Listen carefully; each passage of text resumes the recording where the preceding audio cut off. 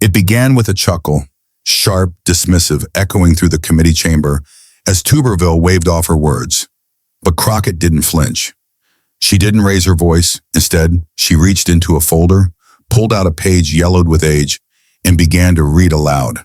It wasn't policy. It wasn't spin. It was her father's letter, written from a jungle in Vietnam. By the time her voice reached the signature at the bottom, the laughter was gone. The room sat frozen. Even Tuberville was silent. Stay with us. And if you haven't yet, hit subscribe because this is the moment a laugh turned into history. The hearing was supposed to be procedural. Tuberville made it personal. The Armed Services Committee chamber glowed under fluorescent lights, rows of papers stacked neatly, microphones blinking red. On the agenda, funding allocations, military benefits, veterans care. Dry business to most, but heavy business to those who carried the weight of service in their blood.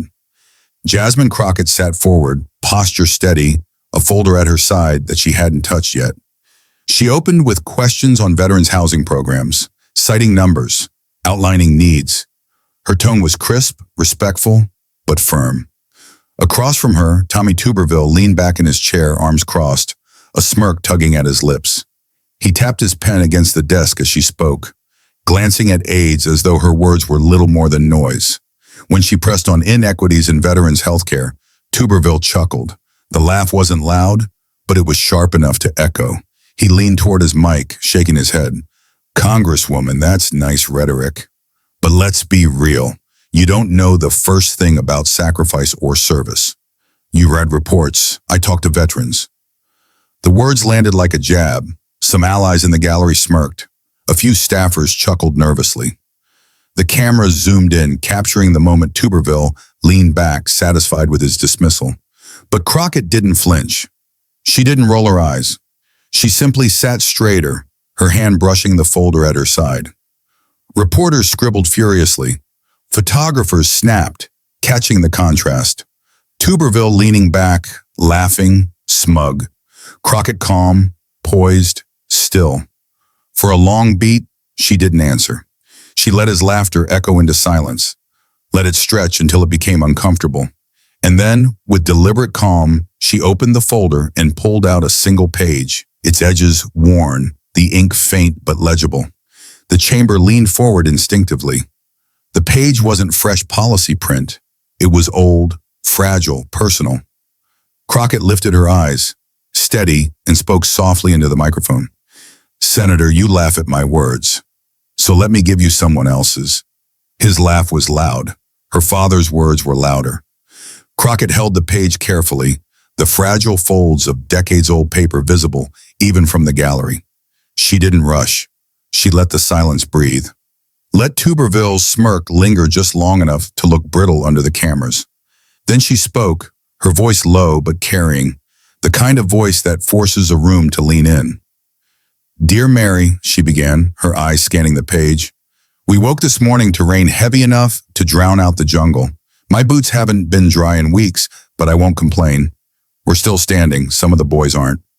The chamber stilled. Pens stopped. Even the faint murmurs in the gallery quieted. Tuberville shifted in his chair, the smirk sliding into something more neutral.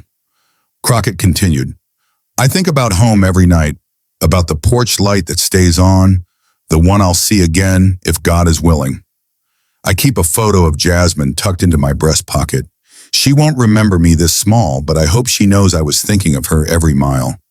Gasps rippled softly. Reporters scribbled again, their pens moving faster now. Photographers zoomed in on the yellowed paper, on Crockett's steady grip, on Tuberville's face tightening by the second. Crockett paused, lifted her eyes to Tuberville, and said calmly, That was written in 1969. My father carried it folded against his heart in Vietnam. The ink is faded. The memory is not. Tuberville cleared his throat, leaning back farther in his chair. He forced a chuckle, but it didn't land. The laugh cracked, jagged and awkward. Crockett didn't blink. She turned back to the letter. We lost 2 men last night. Good boys.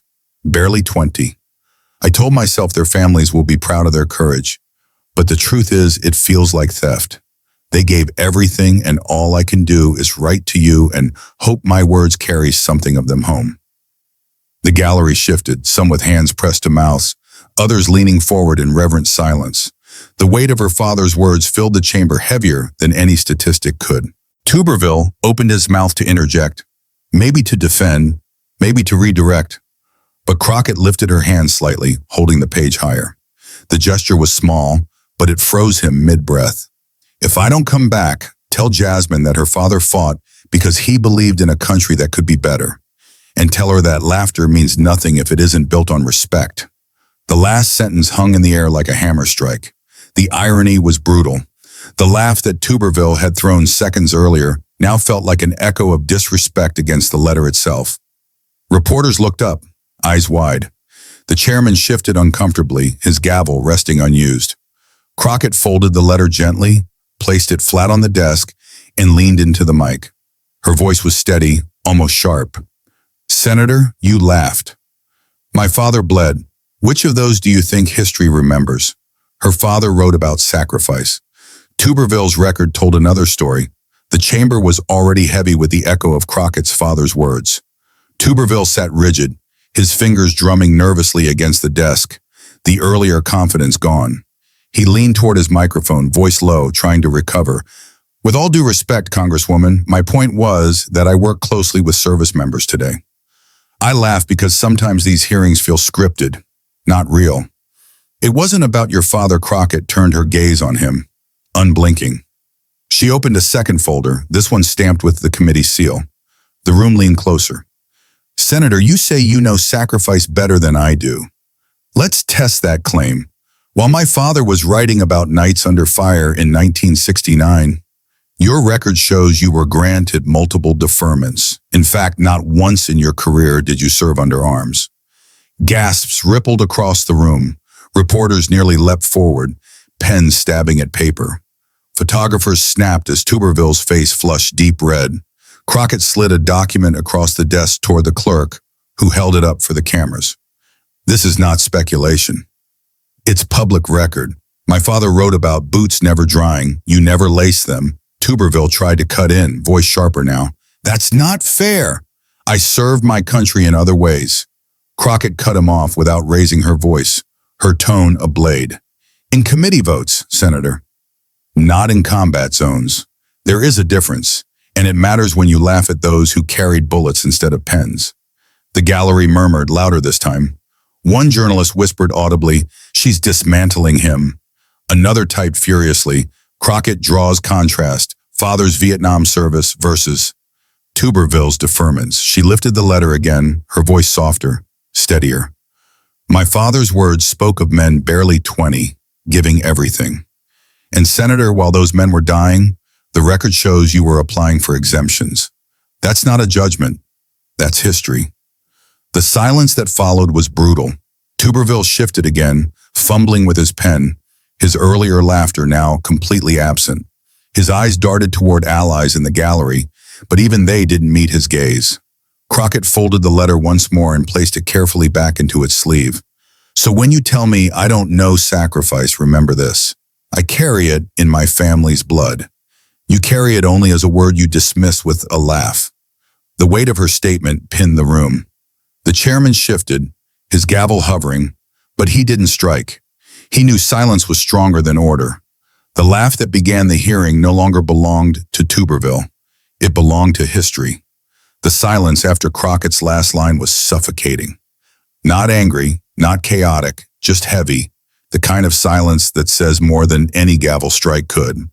Tuberville shifted in his chair, clearing his throat, his earlier swagger drained.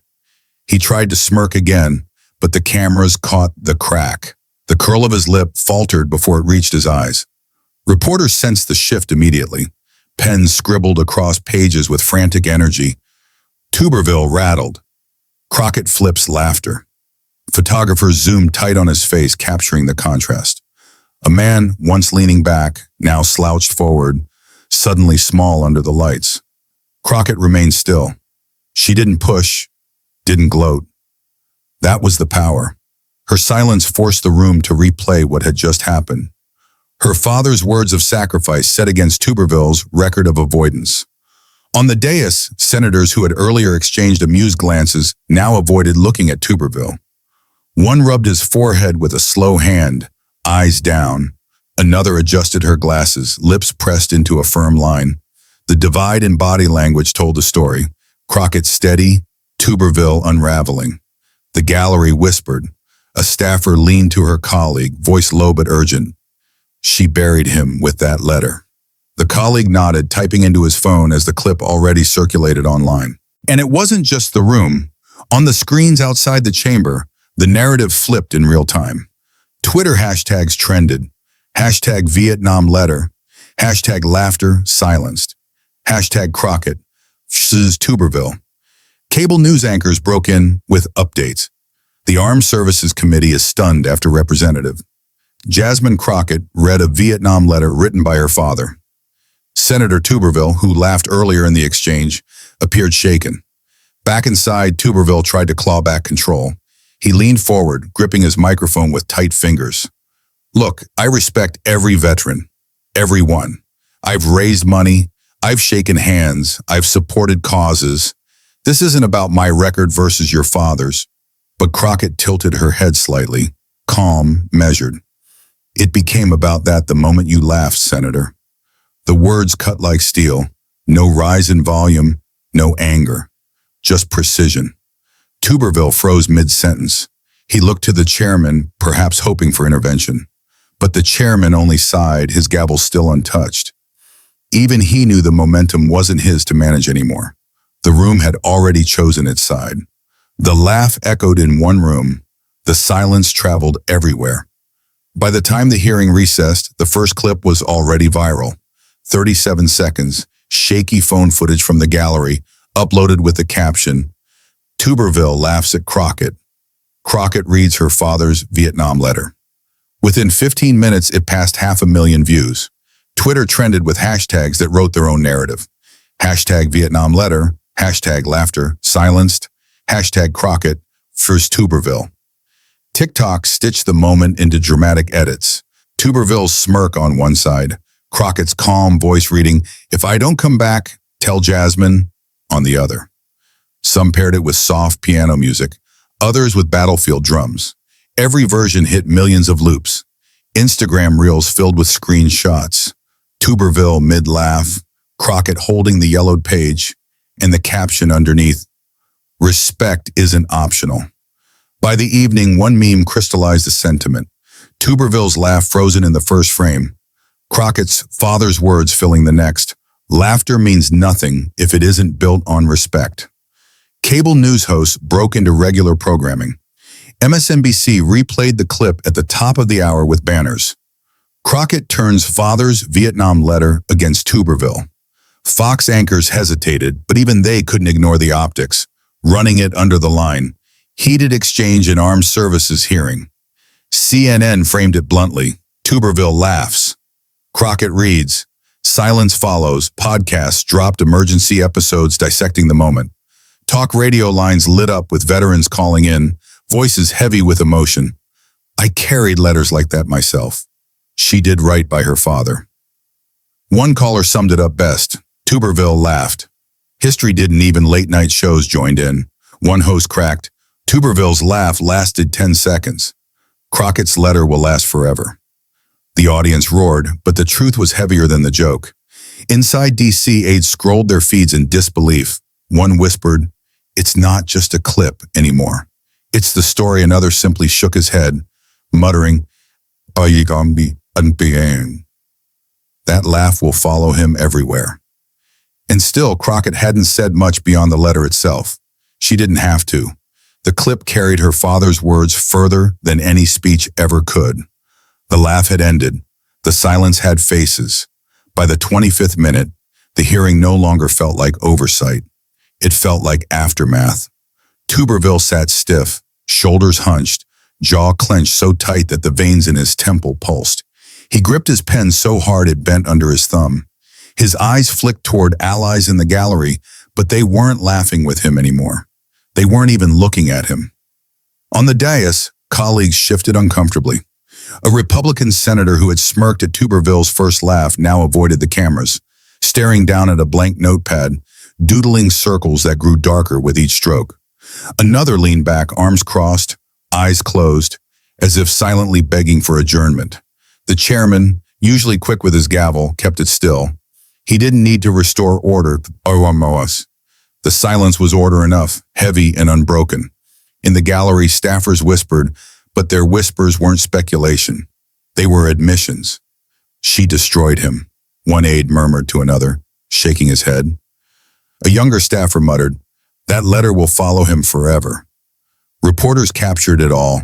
They weren't just scribbling Crockett's words anymore. They were sketching Tuberville's collapse. Notes described his red face, his nervous shifting, the way his laugh had vanished into a clenched jaw. Photographers snapped the contrast. Crockett calm, her hands folded neatly. Tuberville frozen, his smirk long gone. Outside the chamber, anchors analyzed the optics. One panelist said bluntly, "You can't spin this." He laughed at a veteran's sacrifice, then got silenced by the words of that veteran himself. Another added, "Body language is the verdict." And the verdict was guilty. Even Tuberville's defenders knew it. A longtime ally muttered outside the chamber, caught by a hot mic. He should have kept his mouth shut. The clip of that remark circulated too, compounding the damage. Meanwhile, Crockett didn't gloat. She didn't lean in, didn't smirk, didn't speak again until the chairman finally asked if she had more remarks. She shook her head slowly, her silence sharper than any final jab. The weight of her father's words still hovered in the air, pressing down on everyone who had heard them. Tuberville looked smaller under it, diminished not by Crockett's volume, but by her restraint. And for the first time all evening, the room knew something undeniable. This wasn't her defeat. It was his. Her father's letter ended with a prayer. Crockett ended with a verdict. The hearing was almost over. The chairman shuffled his notes, clearly eager to adjourn, but the air said otherwise. Reporters still leaned forward, cameras still hummed, and the silence in the chamber was so thick that it seemed to press against the walls. Crockett unfolded the letter one last time, her fingers tracing the faded creases. She didn't need to read it again. The words were already burned into the room, but she wanted them to hang there one final time. She leaned into the microphone, her voice low and deliberate. "Senator Tuberville, my father ended this letter with a prayer. He wrote, 'If I don't come home, tell Jasmine I fought for a country where respect was the foundation of service, not laughter. Respect.'" Gasps rippled. Cameras snapped. Tuberville froze, his eyes locked on the paper, his lips pressed into a thin, pale line. Crockett set the letter down gently, folded her hands, and looked straight across the dais. "You laughed, Senator. My father prayed, and tonight his words silenced you." The chamber collapsed into stillness. No gavel, no interruption, just the echo of her father's sacrifice weighing heavier than any argument, any policy debate, any dismissive laugh. Tuberville opened his mouth, but nothing came. He lowered his gaze to the desk, hands trembling slightly as they folded his notes that suddenly looked meaningless. Crockett didn't push further. She didn't need to. She leaned back in her chair, her silence the final punctuation. Was Jasmine Crockett right to silence Tuberville with her father's words from Vietnam, or did she go too far? Tell me what you think in the comments. Don't forget to hit subscribe because the next clash will be even bigger.